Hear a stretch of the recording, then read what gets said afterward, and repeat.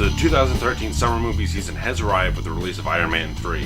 While it is a film that is entertaining and enjoyable, I do find that there are several stinging points that deserve criticism.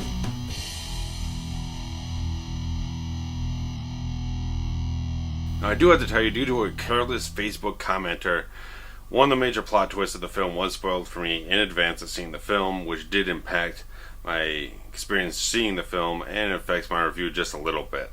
But let's get into the plot of the film first. In this sequel, Tony Stark is suffering from anxiety attacks and PTSD after the events in New York during the Avengers, impairing his ability to function. Meanwhile, a terrorist figure known as the Mandarin is detonating explosives on American soil and ultimately motivates Stark to challenge him in a decree of vengeance. This ties into the plans of the scientist Aldrich Killian, portrayed by Guy Pearce, who has developed a breakthrough biotechnology that can be used as an indestructible weapon. Now, some of the things I like about this film is, one, the film does some new and inventive things with all the Iron Man suits and everything. Like, Tony's got these new sensors implanted in him where he can call upon the suit at will and have a symbol upon him when he needs it and everything, which they do some funny things with it here and there, where sometimes things work, sometimes they don't, because the new suit's a prototype that hasn't been really kind of field tested and everything. So there's a few things where it's not combat ready, it's this thing and that thing, and it gets beat up along the way in the film. And there's also a certain action scene where Tony only gets like one gauntlet and one boot and whatnot on the suit and everything, so he's got to kind of do this fight against a couple of henchmen and whatnot in one scene with only part of his suit and everything, which just creates things more interestingly, more dynamically. He doesn't quite have everything as perfectly as you'd usually have it, so he's got to be a little more crafty, a little more clever and whatnot. And a lot of those action sequences are really great in this film. I mean, you've seen in the trailers the whole thing of Tony's home getting blown to shit and everything. That's still handled very dramatically in the film. It's probably one of the best sequences in the film. And even the climax of the film is fantastic.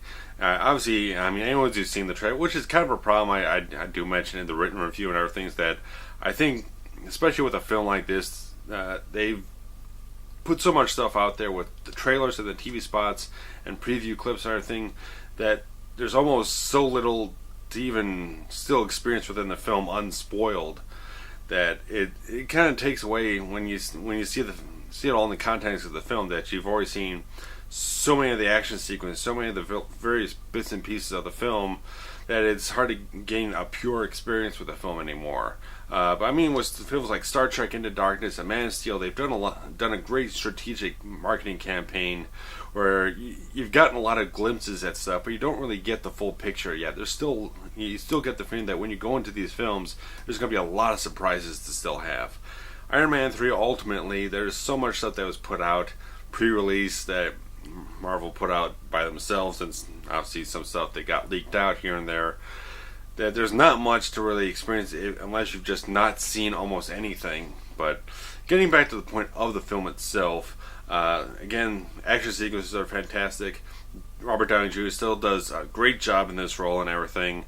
Don Cheadle, yet again, does that great job as James Rhodes.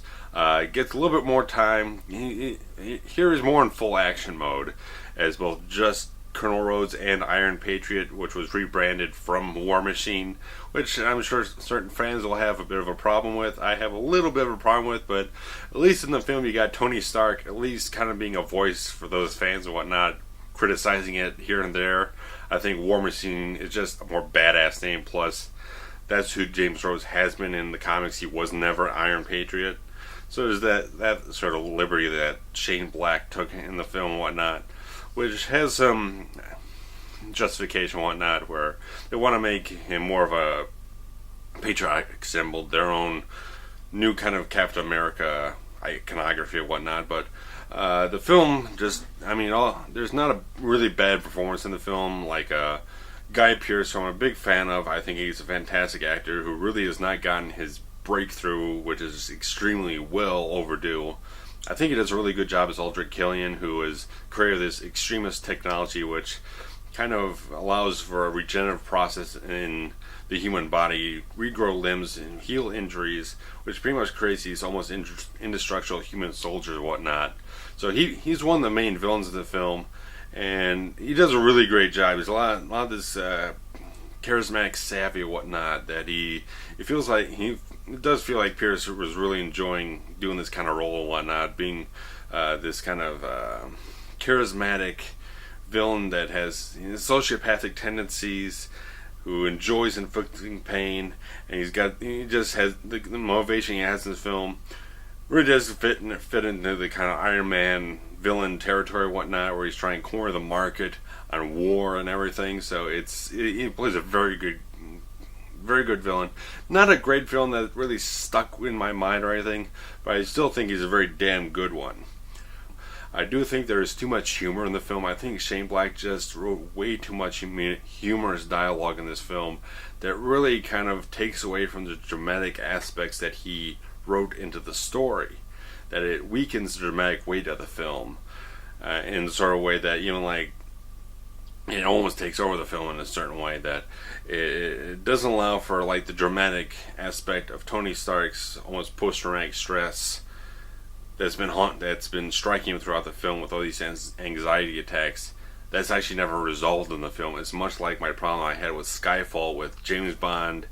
At the beginning of that film, he's in this situation where he's lost a step or two, that he's rusty, that he's not at peak performance, but then at a certain point in the film, it just evaporates, just disappears. The problem just never gets resolved. And that's the exact same problem here with Tony Stark, where he has this problem throughout the film, but then it just disappears out of nowhere, and we never talk about it ever again. Another small problem I had with the film is that, for whatever reason, because I know this is not going to be the end of Iron Man in this Marvel Cinematic Universe, but you'd be hard-pressed to believe that after watching this film, which feels like the conclusion of a trilogy, where it's closing the book on Tony Stark and Iron Man almost completely.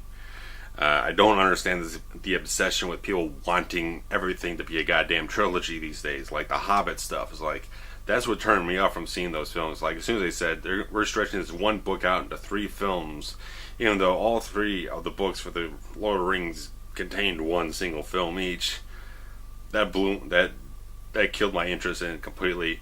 And here, just like, there's no reason for it to feel like a trilogy. Iron Man films were never created as a trilogy, especially when you had the Avengers in there as this sort of other Iron Man 2.5 or whatnot, if you want to call it that way.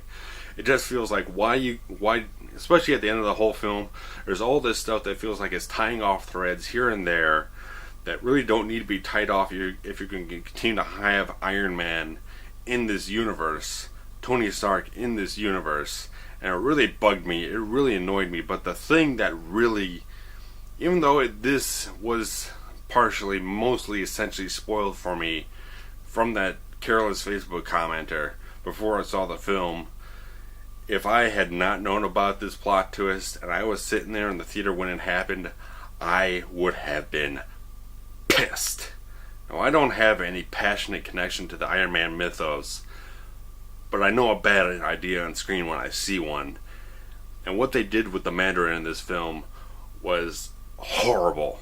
It was pretty much like an insulting slap in the face to a fantastic character. The arch nemesis of Iron Man in the comic books is the Mandarin, and what they do to this character in this film is turn him into a goddamn punchline. That is not fucking funny. I was the only person sitting at a theater, I think, that did not laugh when this shit happened.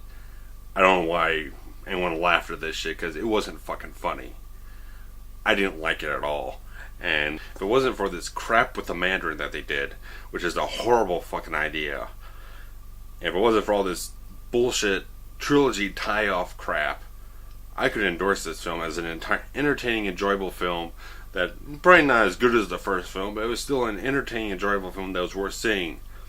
Maybe you can have a different opinion of it when you go see this film, but for me, I enjoy the first 2 films far better than this film, because at least, even though Iron Man 2 was overbloated with a few too many plot lines and a story that veered off track a little bit too much, at least it didn't rub me the wrong way. It didn't have these stinging points that were abrasive and almost insulting to a classic character from the comic books that's supposed to be the arch nemesis of the main character.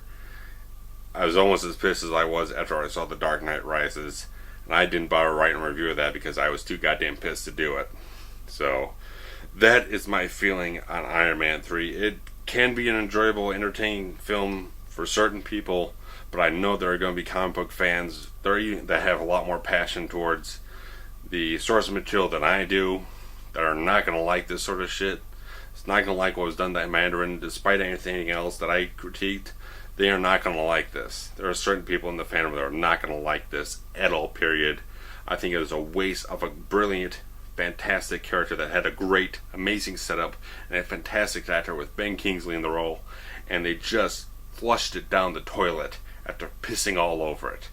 So you can go down below, you can read my whole written review of the whole film, but possibly this gives you enough of an idea of what I think about it. But you can read the review below. I do think that this film does actually have the best climax of all the Iron Man films. I think even the Avengers included, with all the Iron Man suits coming out and Tony switching out suits throughout the entire climax, jumping from one suit to another as the situation calls for it, as he has to do a quick escape from here and there as these extremist soldiers or whatnot are ripping things apart, doing this fantastic battle. You get Iron Patriot in there, you got a lot of great stuff. It is a fantastic action sequence. It would almost be a great ending if it wasn't for all that forced, unnecessary trilogy style tie-off crap that they didn't need to do. They could have left it in a much more open place. Instead, they try to close the door on it when you know they're not going to close the door on it. Avengers 2, even though Downey is not under contract anymore, you know that one way or another they're going to have a Tony Stark in Avengers 2, and possibly if they have to recast the role, they'll go ahead and do another Iron Man film. So I don't see the reason for Marvel to have signed off on a film script like this when they plan to continue evolving the cinematic universe that they have created. So again, you can read the written review through the description below. I did write reviews for the first Iron Man and Iron Man 2 this past week. You can read those, find out what I really thought about those in depth. Iron Man 1, fantastic. Iron Man 2, some critiques, but I still find it enjoyable, entertaining, even though does have issues, does have problems, does have faults. But we'll be seeing me again in a few weeks when Star Trek Into Darkness is released.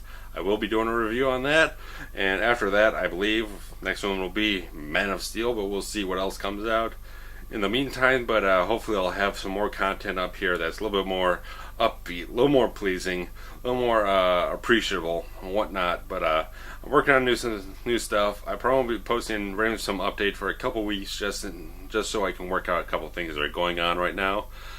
But as always, you can check out trailers, music videos, film clips, some finished stuff here. You can even get some audio commentaries up here about some of the finished stuff I've done.